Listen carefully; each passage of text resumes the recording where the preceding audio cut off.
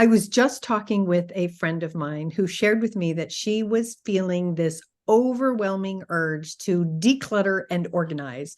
And she said to me, I don't really understand why. It's fall. I feel like I should be doing spring cleaning right now. I'm trying to figure this out. I don't know if anybody else is feeling that, but it turns out there is a very good reason why she may be feeling that way. And my guest today is going to help us dive into that. I am delighted to be sharing my colleague, Debbie Cannon, who is a professional organizer who has been doing this for a very long time. She is considered the fairy godmother to her private clients, and she is going to share some of that sparkly goodness, organizing goodness with us. Debbie, thank you so much for being here. It is absolutely my pleasure. And so the very first question I want to ask you, because I imagine maybe you're a very organized person, but how did you get into organizing and how did you turn it into a career? Actually, I learned a lot from my mother. I was very blessed to have a Virgo mother. For those of you who might be into astrology, that's supposed to be the tidy astrological sign. And so I learned a lot from her. But in my early parenting years, I had 2 children under 2. And my husband was full-time active duty Army, which means gone. And life was just eating me alive. And at the end of the day, I have low blood sugar. At the end of the day, I would be stuck to the kitchen floor with my toddlers crawling all over me. Oh. And I would have pasta but no sauce. I'd have UFOs, unidentified frozen objects, in my freezer. And I just could not put dinner on the table. And I thought, I just can't keep doing this. So I created a system that really worked for me. And then my friends started realizing something had changed. I was getting my head above water and they wanted to know why. That's how I became a professional organizer, was just sharing what I have now registered the trademark SMARTcut. It's a smart way to take a shortcut. And so that's what I do. I teach smart ways to take shortcuts. Wow, that's amazing. And I think we could all use that for so many of us. It feels like when we look at all the different areas of our life, it's a lot to juggle. So what are some of the suggestions that you have for people that can help them find an improved work-life balance so that they can have calmness and not chaos in the home? I'm a unique professional organizer because I'm very much a functional organizer, not just the home edit, that kind of just visual thing. I go a lot deeper into what makes it flow. I talk about workflow, life flow. And one of the things I discovered that people have been talking for many years now about creating this work-life balance. The first thing I want to tell you is it's a mirage. It doesn't exist. You can give it up. What you can't create, it's not equal. And actually, it was my financial planner, who's an accountant, told me that except for balancing your checkbook or an accounting balance sheet, nothing else is equal. Your commitments to your work and your commitments in your life and your family, to yourself personally, those things are not even. They're not equal. So I gave up on the word work-life balance. And what I have tried to create for myself and for my clients is a rhythm, because rhythm is active. Balance is very stationary, but rhythm is active. And you ebb and you flow, it comes and it goes. If you get out of step, think of it as a dance. If you get out of step when you're marching or dancing, you can get back into step. You can do that with rhythm. If you were on a balance beam, sometimes I tell my clients, just close your eyes and imagine yourself on a balance beam. If you fall off, you're just off. And balance is, wow. You almost hold your breath when you say, I'm going to try and balance something. But rhythm is it's a whole different feel. So that's the first thing I would recommend, is just change your self-talk, which is very important. That's amazing. And I have never heard it put that way, but that is such a good point to look at the fact that it's a dance between the various areas of your life and figuring out how to help them ebb and flow together, because there is definitely an ebb and a flow. And I never really thought about how rigid balance is, because our cultural language says that we're supposed to achieve balance, which seems so difficult. But in life, that's just not realistic. Yeah. Because you're going to have those times where one part of the balance is primary. It's really got to have your full focus and attention, and maybe the other things are going to slide for a little bit. You're going to have intentional neglect for a period of time on certain things, whether it's your family, your work, your whatever. And that's okay. That's just part of being alive. So that's the really first thing. I think if you were going to do anything to improve your work life rhythm, it would be planning. Planning, I think, is something that is very under focused on. What's the word for that? I think I've noticed it because I've started doing this work in the early 80s. So it's been a while. And every season, our attention and our capability just gets smaller and smaller. Just before we started this call, you said that you don't try for a 1 hour interview anymore because people just don't have the time for that. We are such rushy situations. I used to teach my whole workshop in 2 hours and 14 minutes. Wow. And then I have now shortened everything that I teach into much smaller little capsules so we can take it in small baby steps and chunks, because I think that's what our society can deal with now. But planning will do the best to really pause if you possibly can make it a habit. Habits are very important in this work. Make a habit to really sit down, and I recommend with a paper planner, which is not the same as a date book or a calendar. Back in the day, our grandparents had a wall calendar in the kitchen, and they would write dentist appointment 1 o'clock. Their life was not the busy that we have. Now we do it with this little thing. And we have a million different alarms every other minute going off. We are so jam-packed and overpacked that we just can't even hear ourselves think. It's ridiculous. And so what are some of your suggestions to help people get out of that overwhelm, that overload situation that we find ourselves in? Well, I work with a 3-step process. So step 1 is to clear. They're all C's. To clear. And that can be get clear, as in think about what do you really want? How do you want this to be? And that can be anything from how do you want your living room or your bedroom to look, or your closet, or some physical space. It can be environment. How does you want your family to sit down together at dinner? How do you want the atmosphere to be? Clear about that? What does it look like? What does it smell like? Is there dinner in the oven? Is there a delivery guy on the porch? Whatever it is, but be intentional about that. Sure. How do you want it to be?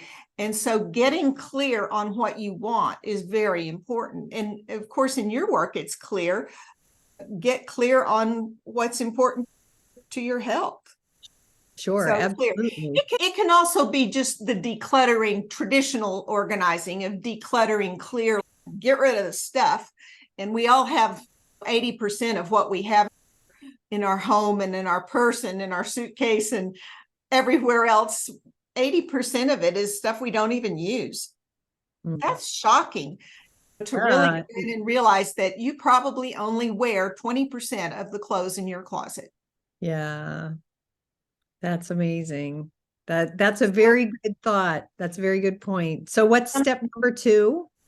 Before we leave that one, I'm going to just give you one of my little sayings is everything that you bring into your life, whether it's a pair of earrings, a kid, a plant, a pet, a pair of shoes. It does not matter. Everything you bring into your life is going to take your time, your space, your energy, and probably your money to take care of it. So really think hard about what you attract into your world, because it is using you up in all those ways. Once you've decided how you want it to look or be, the next thing you want to do is to create some systems. And that's where I really come into the main part of my work. First, I help people figure out what it is they're after. Sure. And then we're going to look at what are some systems that we can use to create. It may be a meal planning system. It may be just the technique of how to sort out your papers, how to organize your paperwork. I know there are, especially in the millennial world, those who believe that everything is now digital and we don't need paper. Bah humbug. That is not true. The United States, because we are made up of individual states, we are always going to have paper. In our country, we're going to have paper. We're going to have a birth certificate. We're going to have a passport. We're going to have, you may have your banking digitally online. I do, that's fine. But we're not going to get rid of paper. There's certain paper that we do need. And so I do help people organize their paper so that But they know chances are we probably have too much. I know an enormous amount of it comes into my house, and sometimes I'm like, why? I don't even want this. Yeah, it's, back when I was in high school, they said computers were going to make us paperless. They do not. If anything, it's like Lucy and the Candy Factory. Oh, that's right. It's just putting out paper faster than we can do anything about it. So there's systems that I teach to help people know how to control it, what they need to keep, what they don't need to keep, and where they need to keep it. Great. That's a very important part of the work I do. There's certain things that you can do. Sometimes tools will help. Maybe you have a particular tool that will help you to control your paper. I don't use a filing cabinet. That's just the place where paper goes to die and breed things that you don't want in your attic or your basement. So there's other, sometimes they're products. Now, I will tell you, when it comes to products, most of the time, in January particularly, you'll notice that all the stores have all their storage bins front and center. You walk into Target, Walmart, Costco, whatever, storage bins are going to be right there in your face. And people will go in and they will buy a whole boatload full of containers, and they'll say, I'm going to go home and get organized. That's totally backwards. What you need to do is clear, get rid of the stuff that you don't need. Then you decide where you're going to put the stuff that you do need. You measure that space. And sometimes I have even been known to take the items I need to store. For example, my desk drawer. I would take the items out of my desk drawer to the store and say, I'm going to buy the containers that will fit these containers. Wow. Fit these Oh my things gosh, in this that amount is of space. Just going in and buying random containers, you're just going to fill up your basement with containers. Yeah. Very That is backwards. so smart. I never thought of doing that. I know most people do it backwards. So you need to decide what you're keeping, where you're going to keep it, and then measure if you have to. How you're going to store then it. Go to the store and say, I need a container or a solution for this particular thing. Sure. It's not all about containers. Sometimes there are other things that are good solutions, but we won't go into all of that. And then I'm going to just segue right into number 3. Yeah. Step number 3 is going to be continue. This is not a once and done deal. That's the bad news. The good news is some of it can, if it's done properly, it should be maintainable, but it will not maintain itself. There's a difference. One of the things you can do is you can automate things. There's a lot of things we can automate now. For example, I teach a meal planning course. And so we have automated our grocery list and our meal rotation. We use about a 30-day meal rotation. And so that has helped me to automate my inventory of my groceries and the what's for dinner. And another thing that I can do to maintain is I can delegate. Sometimes I can delegate certain parts of maintenance to family members, to a friend, maybe that you're going to just trade off. Maybe when it comes to meal planning, maybe she's going to make a double batch of something and you're going to make a double batch and then you're going to switch. Okay. That's a form of delegation that can help you minimize your work. Sometimes there's things you can hire out. And it doesn't necessarily have to be expensive. One of the things people will frequently say is, I don't have the resources to hire a housekeeper or a laundress or a chef, whatever, a gardener, whatever it is. But think outside the box. My friends say I live outside the box. I'm the queen of delegation. So I've looked for when I had my grandmother, who was nearly 100 years old, live in our home for 44 and a half years. And in that period, I needed extra help. And so one of the things that I did was I looked in my neighborhood. I found a little 4th, 5th grade girl that lived down the street, and I hired her every afternoon after school to come for very small money in my world.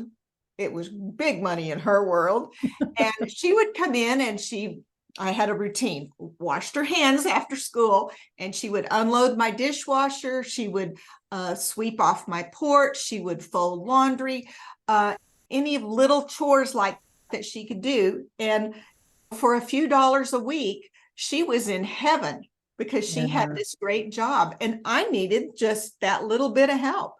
I hired her older sister, who was in college and could drive, to use my monthly grocery plan, and she would buy my groceries for me, bring them home once a month, put them away. I have a standardized grocery list. So one time I could teach her exactly what I wanted her to buy, and she would put it away. She would make a couple of refrigerator salads while she was at my house, put them in the fridge for the week. The delegation you just need to think outside the box. There are people who can and would happily do some of the things you need help with. So you need to learn to ask. And that really is very clever. Plus, the other thing is, especially if you have children who are perhaps middle school or early high school, they don't drive yet and they really want jobs. They would like to have some money to do the things they want to do, go out with their friends or whatever. It takes a lot of money to be a kid nowadays. Yeah. And so that's a really great suggestion. So I have a question. My grandsons take care of my lawn. Wow. Last summer, I had 2 grandsons that were 8 and 10, and they would each split half my house. They did my housekeeping. That's cool. Just the basics. They would dust, mop, take out the trash, that kind of thing. That's great. So I have a question though. We talked at the beginning, I was telling you about my friend who was sharing how she's feeling this urge during the fall time to be doing spring cleaning. And you said that energetically, this is actually a better time for that and a more called out time for that. Can you share why that is? I would equate it to the nesting urge that comes in the end of pregnancy. For anybody who's been there, it does happen in the fall. We talk about spring cleaning. We don't talk about fall. Fall, we have this natural, and I think it's a human biological maybe thing, that we just have to prepare for the winter. We know winter is coming.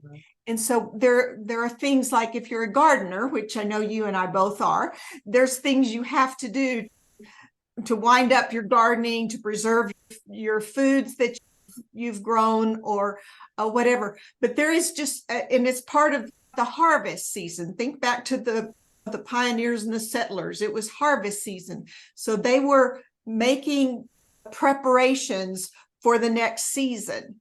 So that's really what happens to us in the fall. And I think it really just is in our DNA somehow. And I notice it definitely in my work, that just at this time of the year in the fall, and it will last right now up until about Halloween. When this call is actually made available, you want to really maximize your time. If you're in that pre-Halloween period, from about Labor Day to Halloween is the ideal time to plan to get a lot of deep cleaning, deep organizing work done. You just have that natural energy to do it. And then from Halloween through about the second week of January, we're doing all of our celebration-y things in a lot of countries, in a lot of different faiths and what have you, but that's just when it happens. And then about the second week in January, it'll kick in again, and it will run until about the end of April. It's a softer type of energy than what we have now. But it is that New Year's resolution time, but it doesn't really kick in until at least the second week of January for most people. I can just tell you that's when it's going to, and it may be you're going to want to lose weight or remodel your kitchen or whatever it is. There's something that's going to hit you about that time. And May, believe it or not, is the second equal. I would not even say second, equal in busyness to December.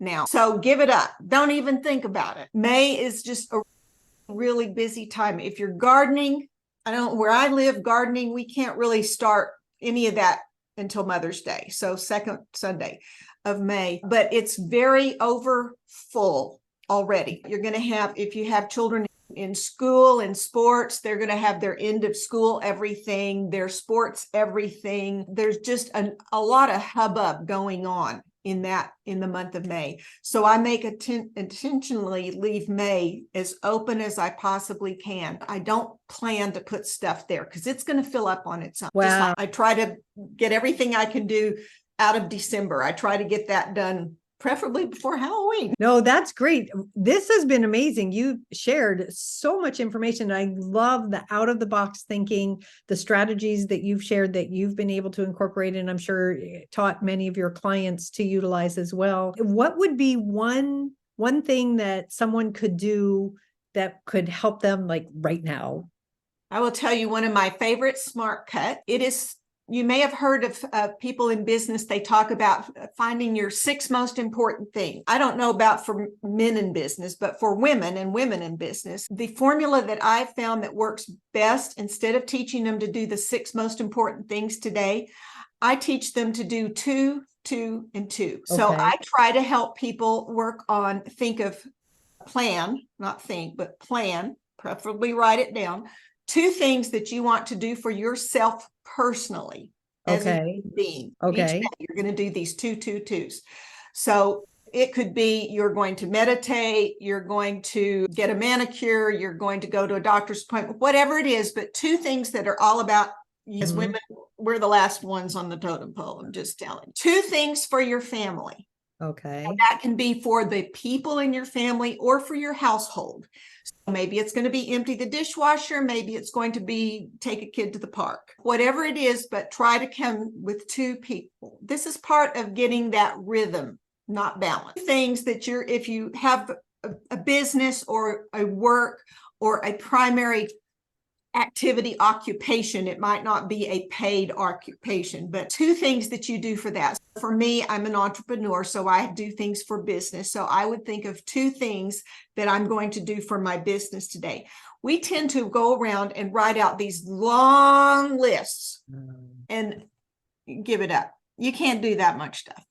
You will be doing amazing if you can do 2 of each of those things. Most, not even all, most days. So the goal is to plan to do 2 in each of those areas every day. And if you achieve that, yay, you do not have to add more to the list.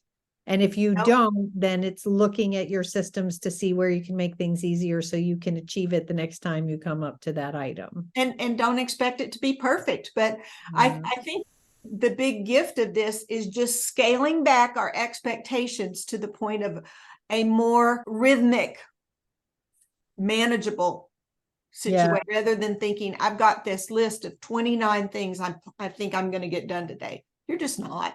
Yeah. And then you just feel beat up. You feel like a failure. I didn't do enough. I didn't get not helpful. This has been really wonderful.